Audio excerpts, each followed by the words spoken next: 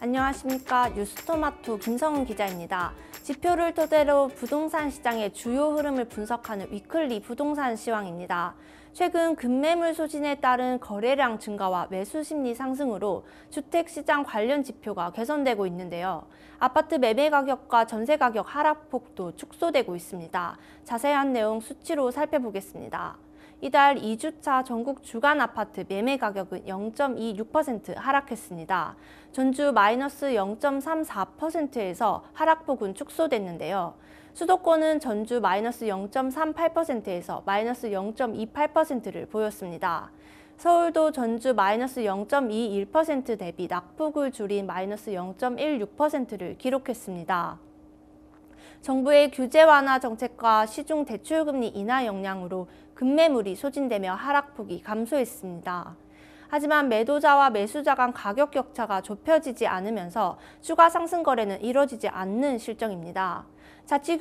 자치구별로 살펴보면 광진구는 광장, 자양, 구이동 주요 단지 위주로 약세를 보이며 0.34% 하락했습니다. 도봉구, 쌍문동 위주로 마이너스 0.29%, 강북구는 미아, 수유, 번동, 대단지 위주로 마이너스 0.26%, 마포구는 현석, 용강, 상암동, 신축 위주로 하락해 마이너스 0.21%를 나타냈습니다.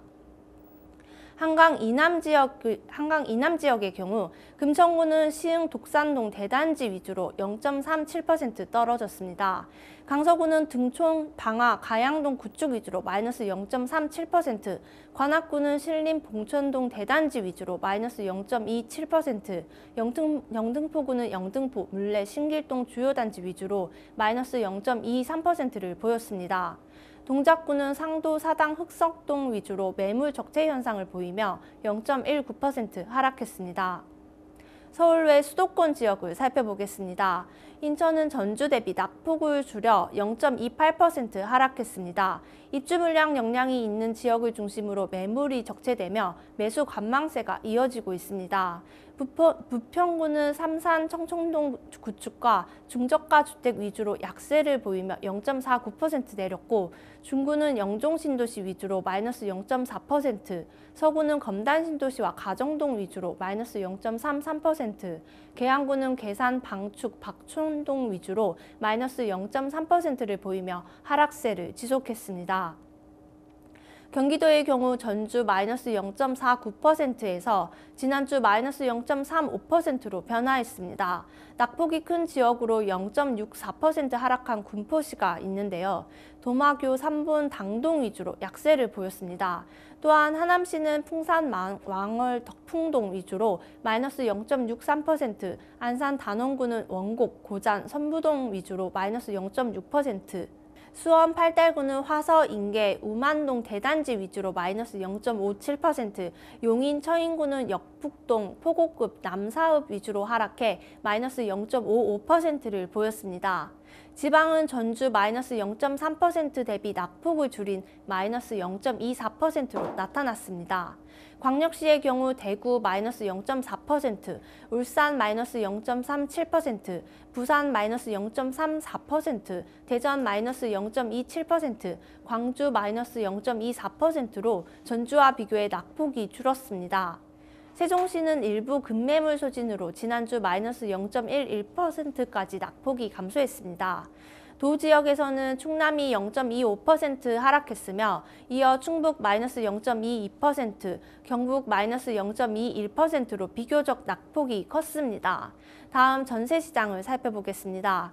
이달 2주차 전국 아파트 주간 전세 가격은 0.41% 하락했습니다. 전주 마이너스 0.46% 대비 감소했는데요.